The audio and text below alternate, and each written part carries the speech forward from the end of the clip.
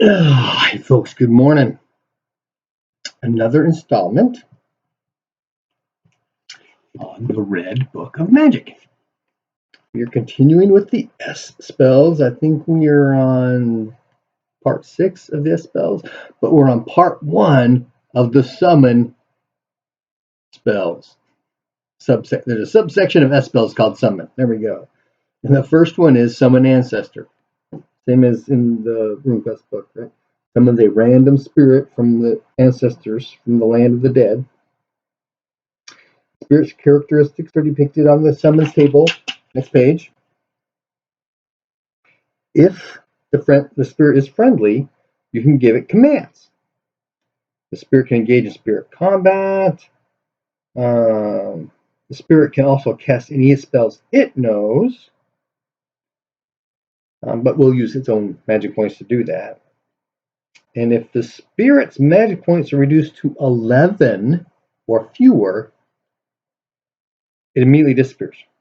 Whether that's from casting spells or from spirit combat, doesn't matter. Once its magic points go to 11, it goes back. Now, if it starts out with 11 or less, then as soon as it loses any magic points, it departs.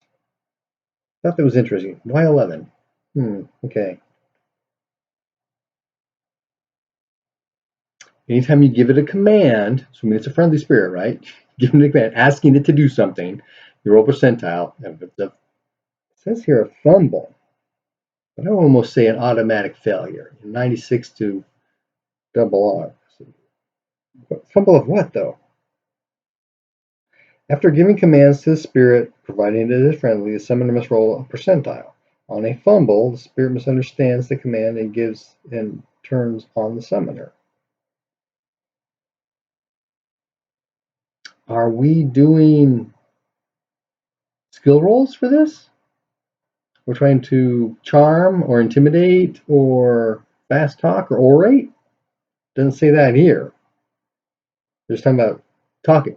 Language skill, maybe? Roll your language skill. You're talking with spirit speech, although it says here somewhere that, yeah, next paragraph, spirit speech, and its native language. So you could communicate with it normally, I guess.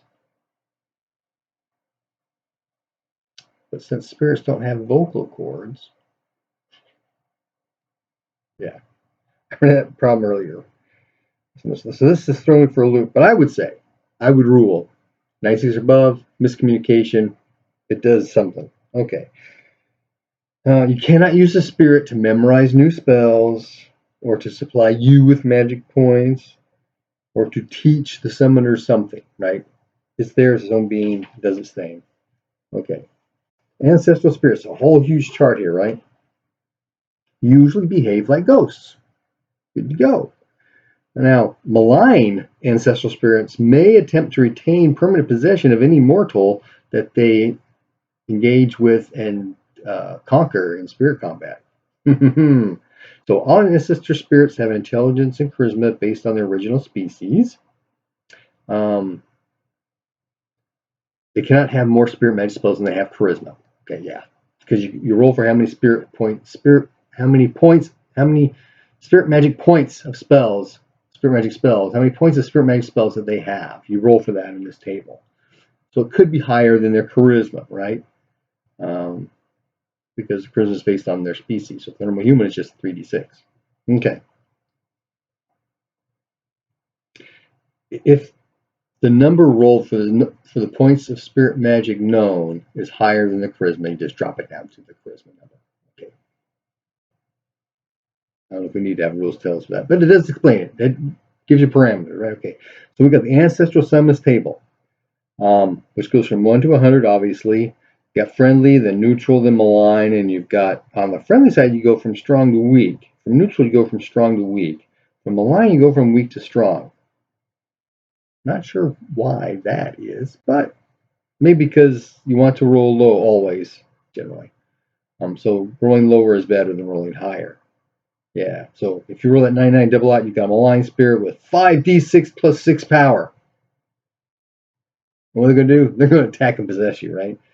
Okay, and they got, oh, that's interesting. 3d3 which is the max number of spirit spells, spirit points of spirit magic known for malign and for neutral. But friendly, you can actually get 4d3 worth of spirit magic points known. And then they get rune points as well. Friendly can get as many as 3d6, neutral as many as 2d6, but malign, if you roll that double odd, 1d6 worth of rune points. Otherwise, it's just 0 rune points. That's interesting. Okay, so friendly ancestors do as the summoner desires. They're friendly, right? Okay, neutral does as the summoner desires, but only if the summoner sacrifices 1 magic point for every point of power that the spirit possesses. So if the spirit possesses 12 power, you got to sacrifice 12 magic points to it if you want it to do what you want. Good to go. This payment must be expended immediately.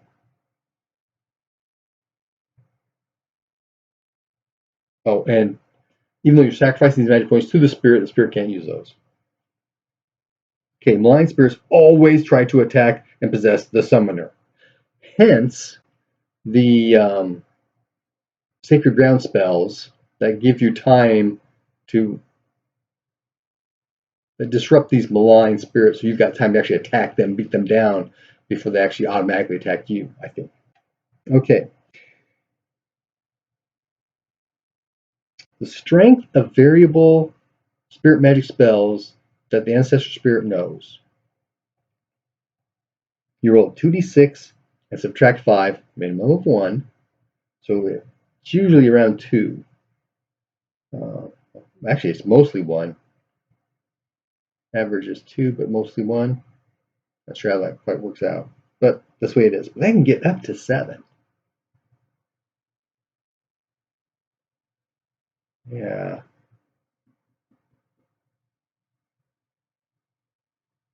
I think that, well, for my Glorantha, I'm going to do, because I've got to have a random generation on variable magic spells and how strong they are, and because it's based upon how strong the spirit was they had to get it from, right? So getting, goes up to 9, I think. But to get a spirit magic spell that high, it's really hard to do, so it's really hard to get. Okay, then rune points, they get the many rune points. Then they have the random spirit spell table for the ancestor spirits. Which is similar to, but not exactly like, the